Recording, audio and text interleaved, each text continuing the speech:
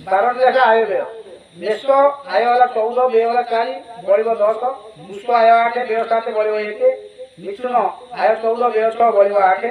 କର୍କଟ ଆୟ 8, ବ୍ୟୟ 5, ବଳିବ 3। ସିଂହ ଆୟ 11, ବ୍ୟୟ 4, ବଳିବ 7। କନ୍ୟା ଆୟ 14, ବ୍ୟୟ 6, ବଳିବ 8। ତୁଳା ଆୟ 8, ବ୍ୟୟ 7, ବଳିବ 1। ବିଛା ଆୟ 14, ବ୍ୟୟ 4, ବଳିବ 10।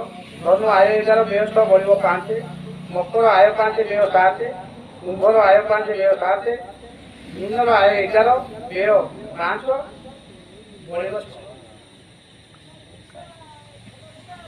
ରାଷ୍ଟ୍ରଫଳ 2025 ଆଉ 26 ମସିହାର ରାଷ୍ଟ୍ରଫଳ। ଓଡ଼ିଆ ନବବର୍ଷ ବା ପଣା ସଂକ୍ରାନ୍ତିର ଆରମ୍ଭରୁ ଗ୍ରହମାନଙ୍କର ଏକ ପ୍ରକାର ଶୁଭ ଦୃଷ୍ଟି ରହିଛି। ଅର୍ଥନୈତିକ ବିକାଶ ପାଇଁ ପାରସ୍ପରିକ ବୁଝାମଣା ଅକ୍ଷୁଣ୍ଣ ରହିବ। ଯୁଦ୍ଧର ଅବସାନ ପାଇଁ ଉଦ୍ୟମ ଜାରି ରହିବ। ବର୍ଷର ମଧ୍ୟଭାଗରେ ପ୍ରାକୃତିକ ବିପର୍ଯ୍ୟୟ ଯୋଗୁଁ ବିବିଧ କ୍ଷୟକ୍ଷତିର ସମ୍ଭାବନା ଏବଂ ବାତ୍ୟା, ବନ୍ୟା, ଭୂମିକମ୍ପ କାରଣରୁ ଧନଜୀବନ ନଷ୍ଟ ହେବାର ସମ୍ଭାବନା ମଧ୍ୟ ରହିଛି। ଏବର୍ଷ ଭାରତ ପାଇଁ ଗ୍ରହମାନଙ୍କ ଶୁଭ ଦୃଷ୍ଟି ଯୋଗୁଁ ପ୍ରତ୍ୟେକ କ୍ଷେତ୍ରରେ ସଫଳତା ଆଶା କରାଯାଏ। ବାଣିଜ୍ୟ କାରବାର, ବୈଦେଶିକ ସମ୍ପର୍କ ଉନ୍ନତି ହେବାର ସମ୍ଭାବନା ମଧ୍ୟ ଅଛି।